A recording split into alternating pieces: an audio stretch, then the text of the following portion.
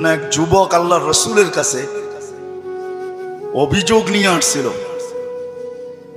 যে আমি দুই হাতে কামাই, আমার আব্বা আমাকে বলা ব্যতীত দুই হাতে খরচ করে, আপনি যদি বাবাকে একটু বলে দিতেন।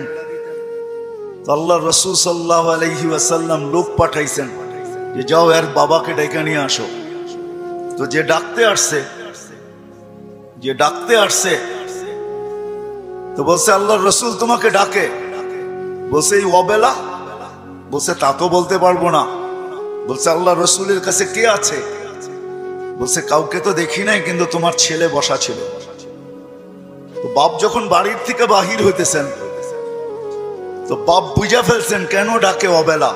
ছেলে যখন বসা তো মনে মনে কবিতা আবৃত্তি করতেছিলেন, মনে মনে, না জিহ্বা হেলতে ছিল না ঠোঁট নড়তে ছিল।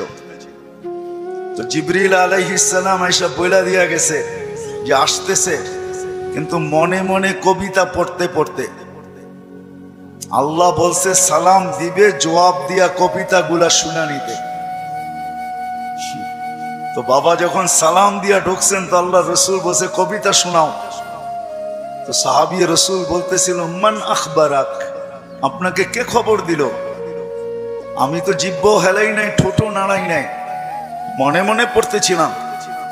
আল্লাহ রসুল বলতেছিল নাব্বাআনি আল আলিমুল খাবীর, আল্লাহ আমাকে জানায়া দিছেন,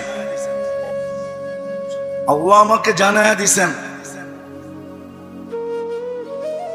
তো যখন কবিতা পড়তেছিল আল্লাহর রসুল তো আব্বাকে দেখেন নাই, পেটে আসতে দেরি, আব্বা দুনিয়ার থেকে যাইতে দেরি করেন নাই, বিরাট বড় একটা শূন্যতা ভিতরে ছিল।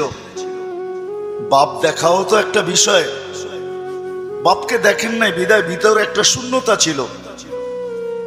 তো বৃদ্ধ কবিতা পড়তেছিল আর আল্লাহ রসুল চোখের পানি জড়াইতেছিলেন। কবিতা অনেক লম্বা, আমি দুই একটার তর্জমা শুনাই আপনাদেরকে। বৃদ্ধ বলতেছিল মনে বড় আশা ছিল, একা আছি, দুইজন কবে হব, হয়ে গেলাম দুইজন। তো দুজনেরই আশা জাগলো যে আমাদের কুল ভরবে কবে। আল্লাহ কোলো ভরা দিল যেদিন তুমি আসলে। তো দুইজনই ভাবলাম যে আমাদের আর বাঁচার দরকার নাই, এখন বাঁচবো তো সন্তানের জন্যই বাঁচবো। সত্য এটাই, কিন্তু মা বাবা সন্তানের জন্যই বেঁচে থাকে, সন্তানের জন্য বেঁচে থাকে। বলে আমরা তোমার জন্যই বাঁচতেছিলাম, আমরা বুড়া হইতেছিলাম, তুমি জওয়ান হইতেছিলা, আমার সবকিছু তোমার ভিতরে যেতেছিল। একদিন তুমি পায়ের উপরে দাঁড়ায় গেলা, কামাইতে শুরু করলাম, আমি বুড়া হইলাম। তো বাপের বড় আফসোস ছিল যে তুমি আমাকে বাপ না মনে করতে, একজন হিতাকাঙ্ক্ষীও তো ভাবতে পারতে। তুমি আজকে আল্লাহ রসুলের কাছে আমার বিরুদ্ধে অভিযোগ দিলে।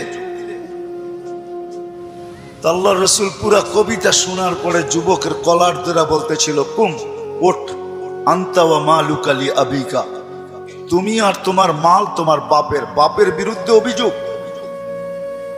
তো আমার প্রশ্ন যেটা ছিল যে দিন আমাদের জন্য কেন? আজকে যদিও আমরা ভাবি না, চিন্তা করি না যে দিন আল্লাহ আমাকে কেন দিলেন, দিনের পরিবেশ আমার জন্য কেন প্রয়োজন,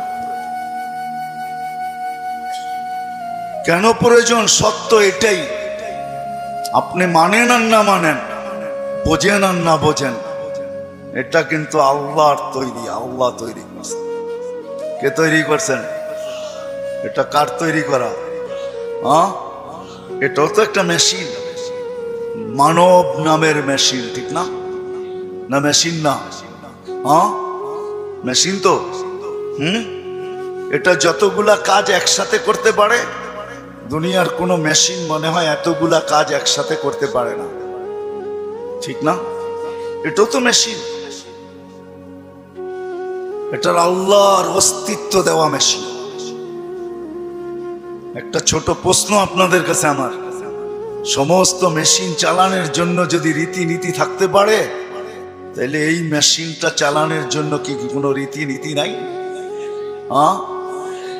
ওটা কার পক্ষ থেকে নির্ধারিত হবে? মেশিন যে তৈরি করে তার পক্ষ থেকে নির্ধারিত হয়, ঠিক না? আপনি স্বীকার না করতে পারেন, কিন্তু আমার কথা লেখা রাখেন, আপনি আর আমি জমিনে আসছি সাদা কাগজে সিগনেচার দিয়া। আমি কোরআন দিব আপনাকে, সাদা কাগজে শুধু সিগনেচার দিই না, সাথে সাথে ফিঙ্গারও দিয়ে আসছি, ফিঙ্গার। নাইলে কোরআন এই কথা চিৎকার দিয়ে কোনোদিন বলতো না, আলাস্তু বিরাব্বিকুম ক্বালু বালা। আল্লাহ জিজ্ঞাসা করছিলেন আমি কি রব নই? আমরা সিগনেচার দিয়ে আসছি সাদা কাগজে, আপনি আমাদের রব। আজকে যদিও নাকি আমরা ভুলে গেছি, সত্য এটাই, সমাজের চতুর্দিকে তাকাইলে দেখা যায় সবকিছু পাওয়ার পরে ভুলছি তো শুধু আল্লাহকে ভুলছি, আর কাউকে ভুলি নাই। আপনি যুবকের দিকে তাকান আর বৃদ্ধের দিকে তাকান, নারীর দিকে তাকান আর পুরুষের দিকে তাকান, শিক্ষিতর দিকে তাকান আর অশিক্ষিতর দিকে তাকান, গরিবের দিকে তাকান আর ধনীর দিকে তাকান, উচ্চ সোসাইটিওয়ালাদেরকে দেখেন আর নিম্ন সোসাইটিওয়ালাদেরকে দেখেন। সবার দিকে তাকাইলে একটা কথা সুস্পষ্ট, সবকিছু আল্লাহর থেকে পাওয়ার পরে কিন্তু আমরা ভুলে গেছি আল্লাহকে। সবকিছু পাওয়ার পরে,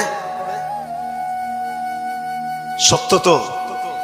হ্যাঁ, যদি প্রমাণ চান আমি দিতে পারি, প্রমাণ চান আমি যুক্তি দিয়ে দিতে পারি। বলেন ডেলি অক্সিজেন নেন কার? কে অক্সিজেন দেয় আমাদেরকে? হ্যাঁ মানেন? হ্যাঁ, আমার তো বুঝে আসে না আপনাদের এলাকায় ঢোকার পরে যে উন্নত বিশ্বের কোনো লোককে যদি এই এলাকায় ছেড়ে দেওয়া হয়, বা ঢাকা শহরের ঘনবসতি এলাকাগুলাতে ছেড়ে দেওয়া হয়, বা পুরান ঢাকার কোনো গলিতে ঢুকাইয়া দেওয়া হয়, ও মনে হয় বাহির হইয়া ভাববে যে এইখানের মানুষ অক্সিজেন নেয় কি করে, ঠিক না? মনে হয় বুঝাইতে পারি না, কিন্তু আমাদের নিতে কোনো অসুবিধা হয়? হ্যাঁ, আপনার গলিতে অক্সিজেন কে ঢুকায়? হ্যাঁ, কাটটা নেই, প্রতিদিন কার অক্সিজেন কতটুকু নেই জানি? হ্যাঁ, পার হেড 550 লিটার নেই। মাছ যদি 30 দিনে হয়, তাহলে আর আপনি আর আমি 16,500 লিটার পার মান্থ নেই অক্সিজেন। বলেন এখানে আমরা যেই কজন বসা আছি, ডেলি কতবার মন খুইলা আল্লাহ বলি? আল্লাহ, কতবার মন খুইলা আল্লাহ বলি? আল্লাহ যদি জিজ্ঞাসা করে তুই আমাকে এরকম করে ডাকিস কেন, তো আমি ভিতর থেকে যেন জবাব দিতে পারি, মালিক 24 ঘন্টা তোমার অক্সিজেন নেই, 1 টাকা বিলও তুমি নাও না। অথচ আমরা 2020-এ দেখছি এখনো মিডিয়ায় থাকতে পারে ঢাকার এক হাসপাতাল মাত্র আধা ঘন্টা অক্সিজেন দিছে আর 84,000 টাকা বিল বানাইছে, আর আমরা 24 ঘন্টা অক্সিজেন নেই। তুমি একবারও আমাদের থেকে বিল নাও না বা চাও না। আমার মন চাইলো তোমাকে আমি একবার মন বইরা আল্লাহ বইলা ডাকি। 3 দিন পর্যন্ত ঘরে পানি ব্যতীত কিচ্ছু নাই। 3 দিন চলতেছে ঘরের অবস্থা, শুধু পানি আছে আর কিচ্ছু নেই। 4র্থ দিন সকালে ঘরের অভিভাবক বাহির হইতেছে আর বলতেছে দোয়া করো আজকে যেন কিছু মিলে। কিন্তু যখন সন্ধ্যায় ফিরতেছেন ওই দিনও কিচ্ছু মিলে নাই, ওই দিনও কিচ্ছু মিলে নাই। কিন্তু ঘরের মহিলা বারবার রাস্তা দেখতেছেন যে আজকে কিছু মিলবে হয়তো, কিন্তু সন্ধ্যাবেলা যখন ঘরের পর্দা উঠায় দেখতেছেন আসতেছে, কিন্তু চেহারাটা মলিন, হাত দুইটা খালি। নাম পরে বলবো আমি। যখন একবারে ঘরের কাছে চলে আসছে, এখন আর আওয়াজ, পর্দা নষ্ট হবে না, তো আওয়াজ দিছেন আলী। বুঝছেন তো? আলী রাদিয়াল্লাহু তাআলা আনহুর কথা বলতেছি। ফাতেমা রাদিয়াল্লাহু তাআলা আনহা আওয়াজ দিছেন আলী। তো চোখে চোখ পড়ছে, তো জিজ্ঞাসা করছে চেহারা মলিন কেন? বলছে আজকেও কিছু মিলে নাই। তো ঘরের মহিলা বলতেছে ওয়াজাদনা শাকারনা লাম নাজি সাবারনা। পাবো তো শুকরিয়া আদায় করব না, পাবো তো সবর করব। দুনো অবস্থায় আল্লাহ আমাদের সাথে। আর আলী এটা জানো, আল্লাহ যাদের সাথে থাকে তাদের চেহারা মলিন হওয়ার শোভা পায় না। একটু ভাবেন না, একটু ভাবেন না। তো দরজা খোলার পরে যখন ঢুকতেছেন ঘরে, আলী রাদিয়াল্লাহু তাআলা আনহু বলতেছেন, ফাতেমা সাররাত ওয়া তাবাসসামাত। ফাতেমা মুস্কি মুস্কি হাসতেছিল। চতুর্থ দিনের ক্ষুধার্ত।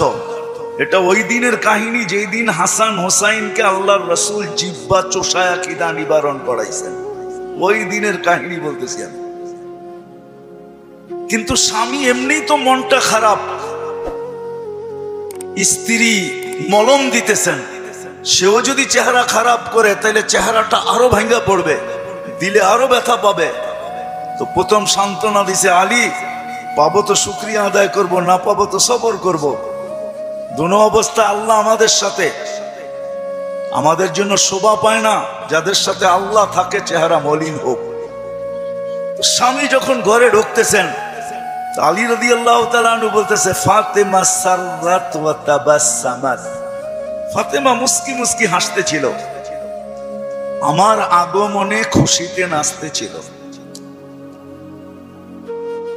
আলী রাদিয়াল্লাহু তাআলা আনহু বলতেছেন, আমি আর নিজেকে ধরে রাখতে পারি নাই। তো আমি কাঁধে হাত রাইখা দোয়া দিতেছিলাম, রহিমাল্লাহ, আল্লাহ তোমার উপরে রহমত নাযিল করো। বলেন এই সম্পর্কটা কতটুকু সুখী। আমাদেরও তো এরকম একটা সম্পর্ক আছে। যদি আমরা তুলনা করি তাহলে ওই সম্পর্কটা কতটুকু সুখী, আমরা কতটুকু সুখী। আমি কিন্তু অনেকগুলা জিনিস দেখায় বুঝাইতে চাইতেছি। এজন্যই আমার কথা শুরুটা ছিল যে একক শ্রেষ্ঠ মানুষ, যেটা সৃষ্টির ভিতরে সবচেয়ে বড় সেরা, এই মানুষটার ভাবা উচিত যে আল্লাহ দিন আমাকে কেন দিলেন, দিনের পরিবেশ আমার জন্য কেন প্রয়োজন, আর কোন সৃষ্টির জন্য দিনের পরিবেশ নাই কেন। এটা ভাবা উচিত, চিন্তা করা উচিত। আমি কয়েকটা উদাহরণ দিলাম, হাজারো দেওয়া যাবে। অথচ মুসা আলাইহিস সালাম আল্লাহকে জিজ্ঞাসা করছেন, আমার জান্নাতের বন্ধুকে? তা আল্লাহ বলে কসাই। মুসা আলাইহিস সালাম ঠিকানা চাইছেন যে আমার জানা দরকার, কসাই এত বড় উচ্চ মর্যাদায় কি করে উঠলো, কি কাজের বিনিময়ে উঠলো যে আমার জান্নাতের বন্ধু হবে। তো মুসা আলাইহিস সালাম যায় দেখছেন, পুরা কাহিনীকে আমি শর্ট করতেছি, যে কসাই যখন সকালে বাড়ির থেকে বাহির হয় দোকানের উদ্দেশ্যে, তো বৃদ্ধা মার পরিপূর্ণ সেবা করা তারপরে দোকানে আসে। আবার যখন ফিরা যায়, মার মতো সত্তাকেও বৃদ্ধাশ্রমে রেখা আসে। বাবার মতো ব্যক্তিত্বকেও বৃদ্ধাশ্রমে রেখা আসে। ঘরের থেকে বাহির করে, নিজে তো খাটে থাকে, কিন্তু বাবা মাকে গাড়ির গ্যারেজের ভিতরে থাকতে বাধ্য করে।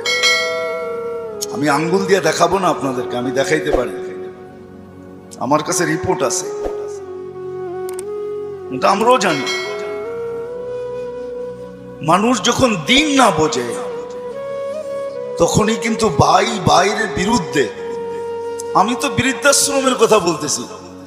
আজকে তো মিডিয়াতে দেখা যায় সন্তান মা বাবাকে 7 টুকরা করে। সত্য তো? কারণটা কি? সে দিন বোঝে নাই, দিনের প্রয়োজনীয়তা মনে করে না, যে দিন আমার জন্য কেন, কেন দিলেন আল্লাহ আমার জন্য দিন। তখনই কিন্তু যা আমরা দেখতেছি বর্তমানে, এগুলা দেখতে হইতেছে এই জন্য যে ভাই ভাইয়ের বিরুদ্ধে কেস করতেছে। সিভিল কেস কিন্তু সমস্ত আপনজন আপনজনের বিরুদ্ধে, প্রতিবেশীর বিরুদ্ধে খুব কম, আপনজনের বিরুদ্ধেই সিভিল কেস, জায়গা জমিন কেস সবচেয়ে বেশি। আপনি 80% কেন 90% পাবেন।